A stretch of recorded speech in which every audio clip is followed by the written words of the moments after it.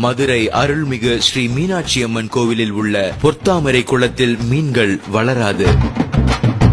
திருவண்ணாமலை சுவாமி எப்போதும் ராஜகோபுரம் வழியாக வராமல் பக்கத்து வாசல் வழியாகத்தான் வெளியே வருவார். எல்லா திருத்தலங்களிலும் பெருமாளின் இடது கையில்தான் சங்கு காணப்பெறும். திருக்கோவிலூரில் மட்டும் வலது கையில் சங்கு வைத்துள்ளார். சிதம்பரம் ஆலயத்தில் ஒரே இடத்தில் நின்றபடி ஸ்ரீ கோவிந்தராஜ பெருமாளையும் ஸ்ரீ நடராஜரையும் தரிசிக்கலாம். மதுரை மீனாட்சி அம்மன் கோவிலில் மொத்தம் 14 கோபுரங்கள் உள்ளன. வேறு எந்த கோவிலிலும் இவ்வளவு அதிகமான கோபுரங்கள் இல்லை. கும்பகோணம் அருகே உள்ள திருநாகேஸ்வரம் உப்பிலியப்பன் கோவிலில் தயாராகும் எந்த நெய்வேத்திய பண்டங்களுக்கும் உப்பு சேர்ப்பதில்லை. ராமேஸ்வரம் ராமநாத சுவாமி கோவிலில் பெருமாள் கோவில்களில் கொடுப்பது போல தீர்த்தம் கொடுக்கிறார்கள். வேறு எந்த சிவன் கோவிலிலும் இது போன்ற தீர்த்தம் கொடுப்பது கிடையாது. ஆழ்வார்குறிச்சி நடராஜர் சிலை ஒரே கல்லினால் ஆனது. இந்த கற்சிலையை தட்டினால் வெங்கல ஓசை வரும்.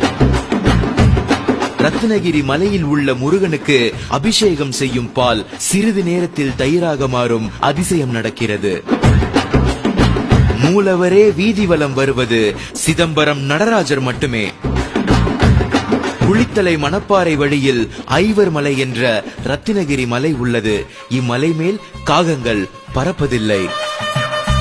கன்னியாகுமரி மாவட்டம் தக்கலை அருகிலுள்ள கேரளபுரத்தில் சிவபெருமானுக்கு கோவில் உள்ளது.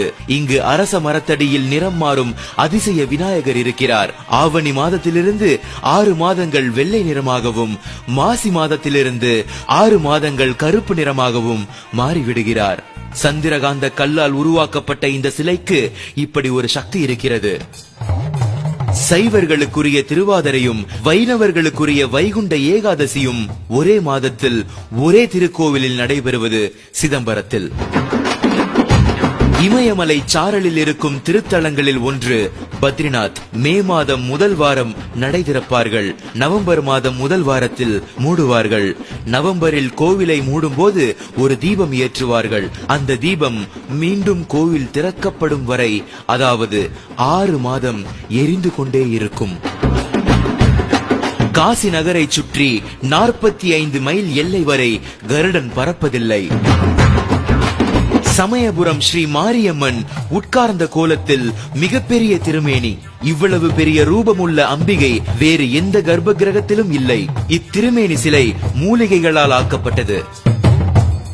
தேனி மாவட்டம் கம்பம் அருகிலுள்ள சுருளிமலை குகையில் விபூதி அள்ள அள்ள வந்து கொண்டே இருக்கும். இந்த குகைக்கு பெயர் திருநீர் குகை. சென்னிமலை முருகனுக்கு அபிஷேகம் செய்யும் தயிர் புளிப்பதில்லை. இவை அனைத்தையும் கேட்கும் பொழுது வெறும் ஆன்மீகம் மட்டுமல்ல, இதற்குள் அறிவியலும் புதைந்து கிடக்கிறது என்பதை நம்மால் உணர முடிகிறது. வாழ்க முன்னோர்கள், வளர்க நம் வாழ்வியல். இதை போன்ற அதிசயங்கள் உங்களுக்கும் தெரிந்தால் கமெண்ட் செய்யுங்கள். இதை மற்றவர்களுக்கு தெரிவிக்க ஷேர் செய்யுங்கள்.